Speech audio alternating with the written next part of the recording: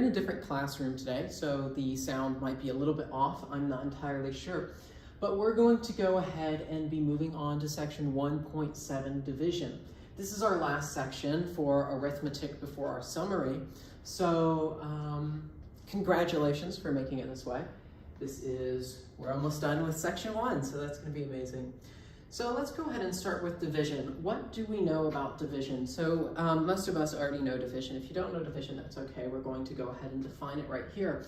We know that, for example, the subtraction is simply A, where A is a variable or of some sort. It is A minus B, which is equal to A plus negative B.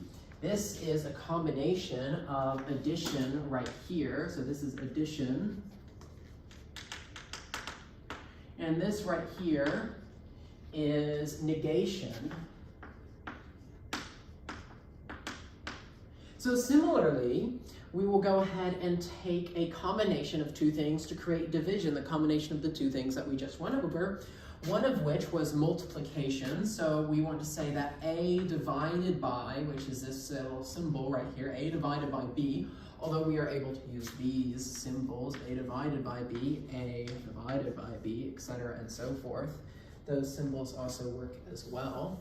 But if we have A divided by B, we want to define it as A times the reciprocal of B, which is 1 over B. So right here we have our reciprocity, or just our reciprocal. And right here we have our multiplication.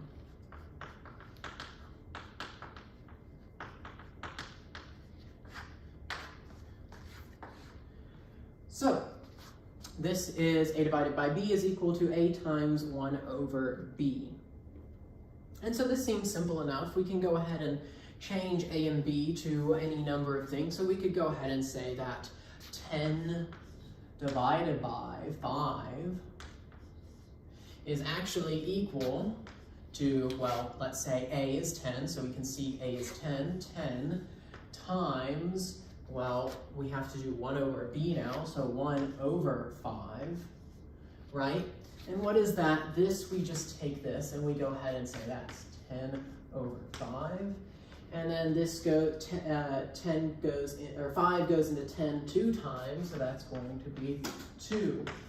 And we can see that if we take this and we do the exact opposite, 5 times 2, well, 5 times 2, that's equal to 10. And since we know that this is the exact opposite, that means that this answer is correct, because we can clearly see that 5 times 2 is equal to 10 here and 10 over here. So that's a note on introducing what division is. So we can go ahead and erase this right here.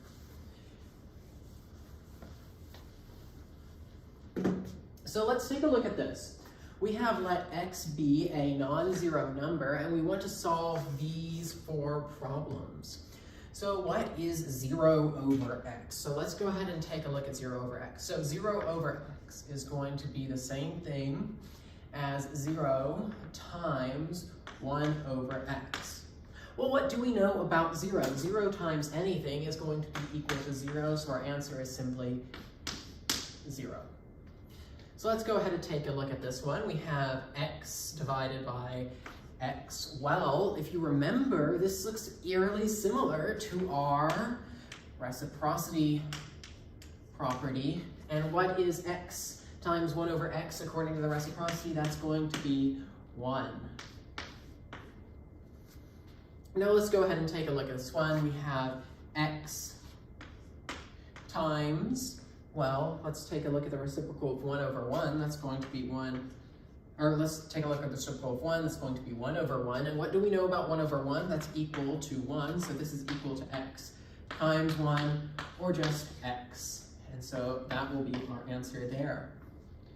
Now let's go ahead and take a look at our final one, where we have 1 divided by x. Well, if we go ahead and do 1 times 1 over x, that is the same thing as doing, it's the same thing as just doing Well, 1 times 1 over x, well, we already have a 1 up here, so 1 times anything is just going to be the same thing. So what we have is we just have 1 over x as our final answer. And so there we go. There is there are our answers for let x be a non-zero number for A, B, C, and D.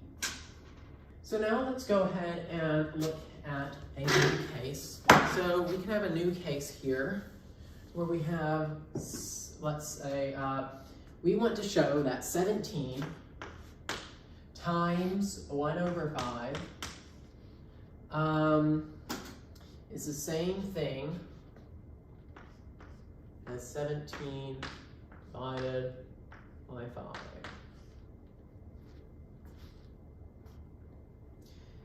And we also want to show that 17 divided by 1 over 5 is the same thing as 17 times 5.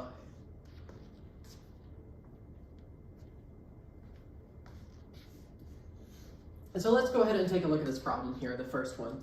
So we have 17 times 1 over 5. Well, if we remember what is our definition for division, we have A divided by B is equal to A times 1 over B. And so what we can do is we can look right here. We have 17 and we have 1 over 5. Well, if we turn this into B and we say that 5 is now B, so let B be equal to 5, we could input B here. We could say B, and we could put B here. And we can see that this is some number times 1 over B. So we know that now this 17 divided by B, we could substitute that for A, and we could substitute this for A, and now we see that A times 1 over B is the same thing as A divided by B. And we can go ahead and put back our numbers right here. If we go ahead and put back our numbers, and we have 17, 5, and 17. And so we can see that that is why 17 times 1 over 5 is equal to 17 divided by 5. Now let's go ahead and take a look at 17 divided by 1 over 5 and why it's equal to 17 times 5. So let's go ahead and plug this into our definition really quick. So we have 17 divided by 1 over 5. I'll go ahead and rewrite that. That looks awful. 17 divided by 1 over 5, right? And if we look at our definition, A divided by B is equal to A times 1 over B. We go ahead and do, well, we go ahead and do 17 times 1 over B, which would be 1 over 1/5. Well, what do we remember about the reciprocal of a reciprocal? Well, a reciprocal of a reciprocal becomes the opposite. So if we take the reciprocal, so the reciprocal of 5, 5's reciprocal is 1 over 5. But 1 over 5's reciprocal is 5. And so what we have here is we have a little circle here. The reciprocal of 5 is 1 over 5, and the reciprocal of 1 over 5 is 5. And so this will continue on. So we take the reciprocal of 1 over 5, which is the same thing as 1 over 1 over 5, which you can find by doing this, 1 over 5. We can go ahead and move this 5 outside and multiply it by its opposite. So what you get is 5 over 1. And so you go ahead and remove this, and this becomes just 1 over 1 times 5 over 1, which is just equal to 5. And so we can go ahead and cancel this whole thing out, and we can just say this is 5. So what we get is 17 times 5, and we can see that's the same thing here. We have 17 times 5. And so that is why 17 divided by 1/5 is equal to 17 times 5. Let's go ahead and do 10. Let's go ahead and do 10 divided by, let's go ahead and do, yeah. Okay, so we'll go ahead and do this. Let's say we have some numbers. We have 10 divided by 2. We have 10 divided by -2. We have -10 divided by 2. And finally, we have negative 10 divided by negative 2. So we'll go ahead and work each one of these problems out. So we have 10 divided by 2. Well, if we just know this, we know that it's going to be equal to 5, but we want to go ahead and write out the whole process like we did last time. So this is going to be equal to 10 times 1 over 2, and 1/2 of 10, or 10 over 2, is going to be equal to 5, and so that's our answer right there.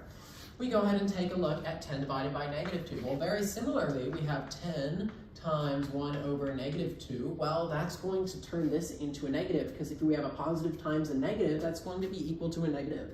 And so what we get is we get 10 over negative 2, which is the same thing as negative 5. So that will be our answer. Now we have negative 10 divided by 2. Well, this is a very similar problem because all we have is the negative switched around. So now we have negative 10 times 1 over 2, which is still a negative times a positive. And so we will get negative 5.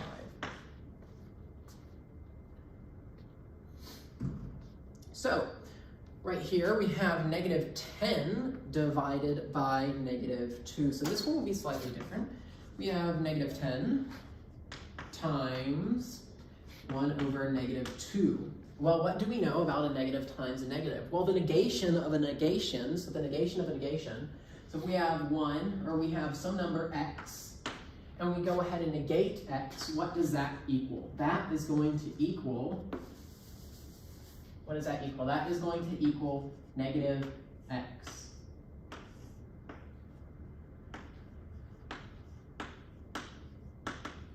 That's our negation.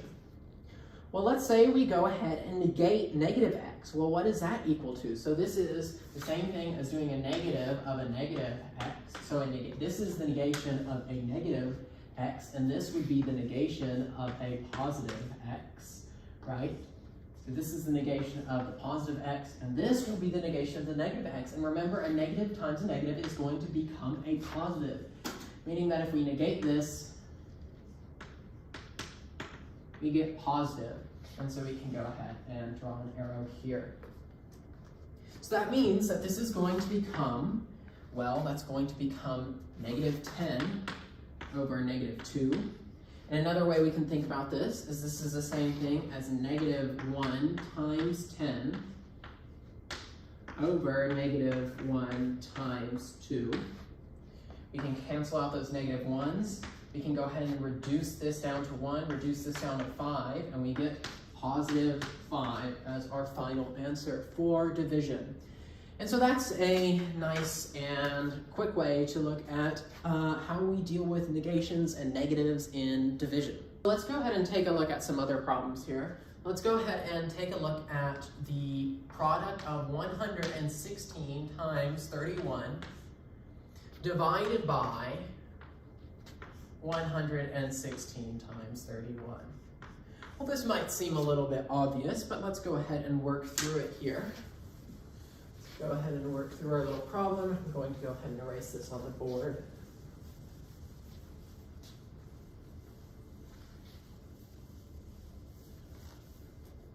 So we have 116 times 31 divided by 116 times 31. So let's go ahead and group this as one action, and let's go ahead and say that this right here, this whole thing is going to be our A, and this whole thing is going to be our B.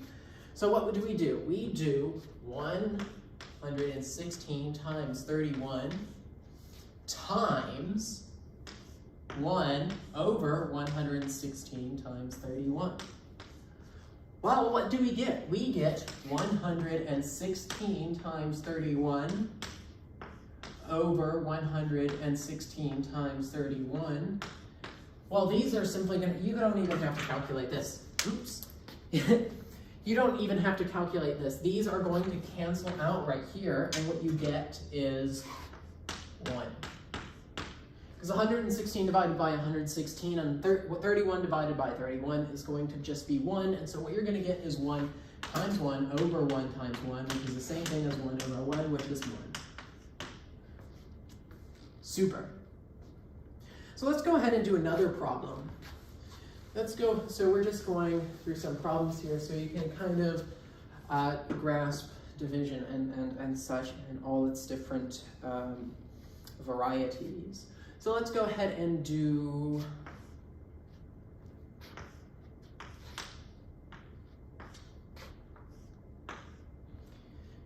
let's go ahead and do 20 times 24 times 28 times 32 divided by 10 times 12 times 14 times 16. So something that we could do is we could remember our distributive property and we could remember grouping, which we have done before. Because instead of multiplying 20 times 24 times 28 times 32 and going ahead and multiplying this whole thing out, which will result in a huge number, and it has a greater chance of messing up because there are so many numbers you're now dealing with, so many actions and such and such. What you can instead do is you can go ahead and group these. So what I'm going to do is I'm going to go ahead and group these in a way that makes sense. Because what do I know? I know that 10 is half of 20. 12 is half of 24, 14 is half of 28, and 16 is half of 32. So what I can go ahead and do is I can group this one with our 10 here. I can go ahead and group this 24 with our 12 here. I can go ahead and group this 28 with our 14 here. And I can go ahead and group this 32 with our 16 here. And so what does that become? Well, essentially what I have now is I have 20 divided by 10 times 24 divided by 12 times 28 divided by 14 times 32 divided by 16. And since these are all halves of each other, and I can go ahead and write this out, but we already know that 20 times 10 times 24 over 12 times 28 over 14 times 32 over 16 is the same thing as 2 times 2 times 2 times 2, which 2 times 2 is going to be 4, and 4 times 2 is going to be 8, and 8 times 2 is going to be 16, right? So this is 2 times 2, that's 4. 4 times 2, that's 8. And 8 times 2 is 16. So 16 will be our final answer for this problem, because what we did is we grouped everything here, we divided it out, and we went ahead and multiplied everything afterwards. So what we did is we changed the order of things, because remember, we can go ahead and move this division around as long as we're keeping all operations the same by, so here, let me explain it this way.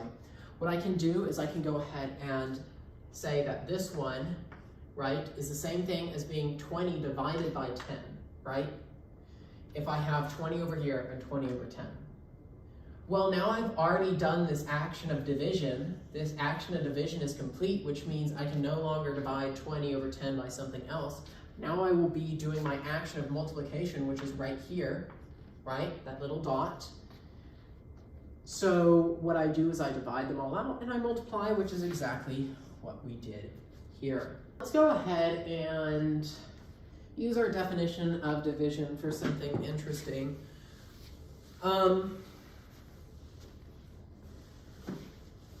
Let's do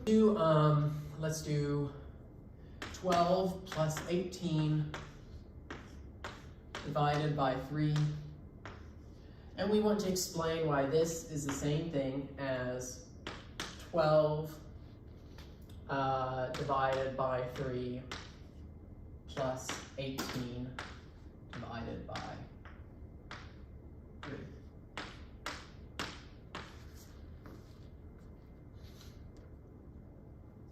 Well, let's remember something. So we had a distributive property of multiplication. So if you remember, we had A times B plus C is equal to AB times BC, right?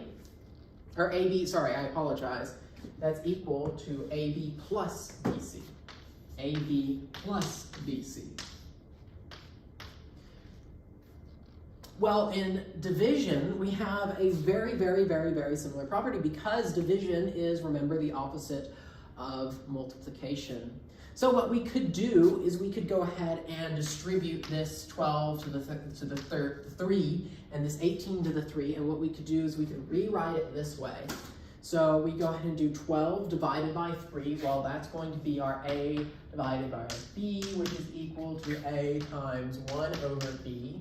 And so we go ahead and substitute 12 as A and 3 as B. So we get 12 divided by 3 is equal to 12 times 1 over 3, which is the same thing as 4, because we know that 4 times 3 is going to be 12.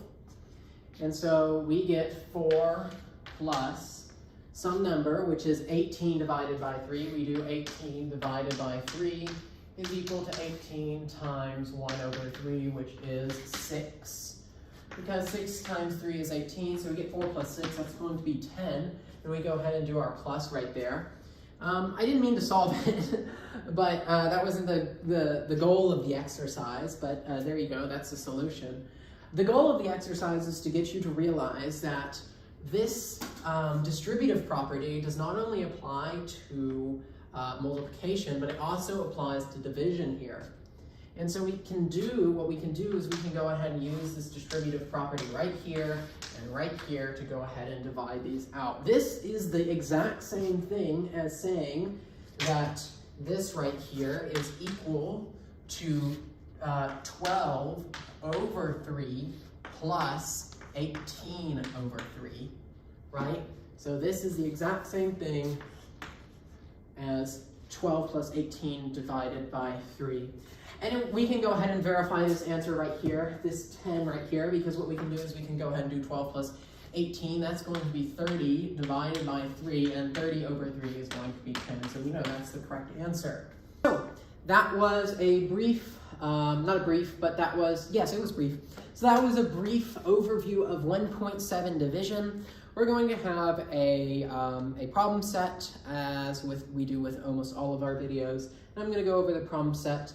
But since we're almost done, we're going to go ahead and do a summary as well. At the end of that, we're going to go ahead and do a summary in the next video, where I'm just going to quickly go over, well, not really quickly, it's probably going to be a long video, because what we're going to be doing is we're going to be going over every single thing that we've gone over in this section, but we're going to go at it at a rapid pace. So that has been 1.7 division, and have a great day.